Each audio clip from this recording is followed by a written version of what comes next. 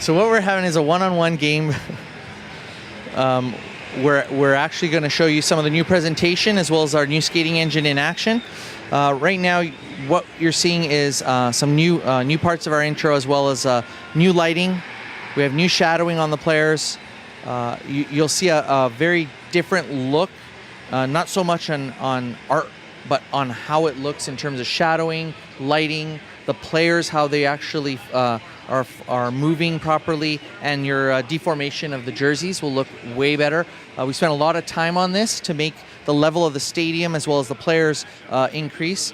One of the big things last year, we found the stadium looked kind of muted, and now it shows a big difference in how the stadium looks. The biggest example is when you actually show the overhead in a second when they go to the face-off. You're going to see the light off the ice alone just look more realistic and much cleaner and crisper. In the past, it was much more gray, muted. We really brought that up. And again, we did something. We actually went to NHL Arena in Vancouver and did a special.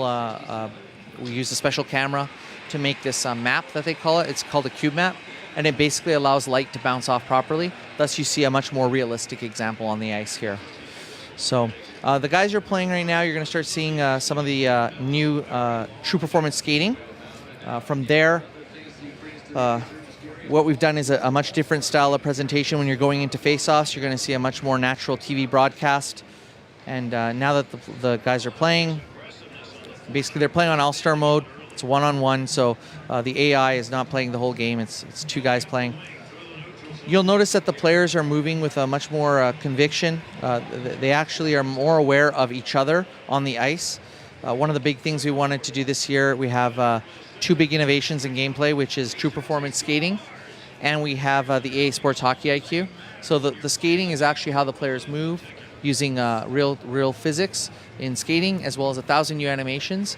So how they move, we wanted to respect the blades, how they actually turn, pivot, all those things that in the past were pretty much 90-degree turns. It was very easy to turn left and turn right because you swing over very quickly.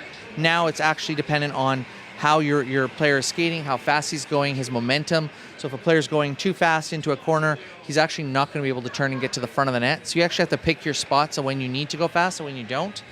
So right now, Dean's gliding into the zone, allowing to have him a lot more control of where he wants to aim a shot. If he's going at full speed and tries to take a shot, it'll have a much more varied range of where that shot could end up. So a lot more wide shots. And in real life hockey, if players are skating very quickly and they take a shot, it's going to go wide a majority of the time because that puck is moving, they're moving, and that stick is moving. So you have three factors in the whole thing. With the way we've worked on the the EA Sports Hockey IQ, we actually did more work on our AI this year than we have in the last 3 years combined. So we focused on bringing in a professional coach, get him to show us what teams are doing now, and actually put all those different strategies in the game. And that actually led us to have 5 times more strategies. We've added more things that a user can control, whether it's telling a player to, or a line to change what they're doing, whether he wants them to dump the puck more or carry the puck more.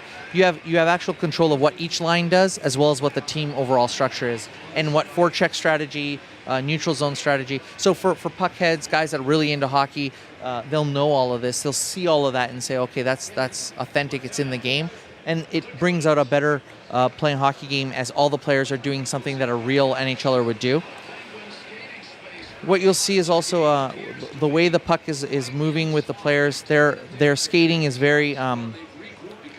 You'll notice a lot more of the players being in the way of things. And right there was a deflection off a leg.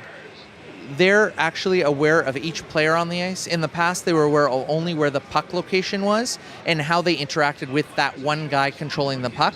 Now they're actually aware that if I'm standing in a spot, I'm actually covering a lane between two guys. So they'll stand there on purpose because they'll know I'm supposed to be here instead of following the puck in some random way or some way. It actually brings out the fact that if I'm the guy without not defending the puck carrier, I should be aware of the other 4 because they're probably dangers as well. And you'll see that in the goalie as well. because he will actually lean, if it's a 2-on-1 or a 3-on-2, he will actually lean towards a little bit towards the player that's on the far side, because if that pass goes across, the goalie should already be moving towards that player, and that allows him to get across in a much fast and natural way instead of before he would take off and he'd be late to that scenario. So you're also going to notice that with the new skating and how the players play, you're going to see a little more interaction with the puck and the players, so a little more bouncing off skates, because they're actually interacting with each other on a different level. Now you'll see skates and sticks bump into each other a little more often. So before, our skates and sticks would sometimes go through players. It was made for the control of the game. What we've done is turn that up a little bit so that two sticks hitting each other could actually bump the puck off, and that will add to the realism that a puck isn't always on someone's stick.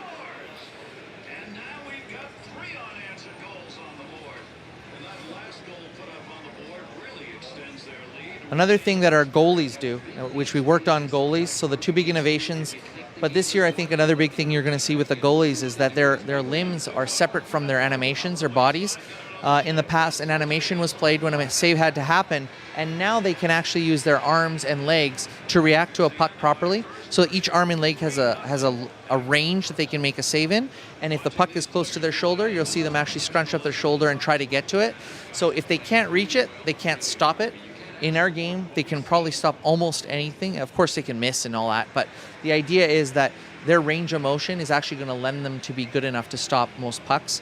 In the past, if they dropped in a butterfly animation, that animation was kind of static, and he had to be in the right spot to save it.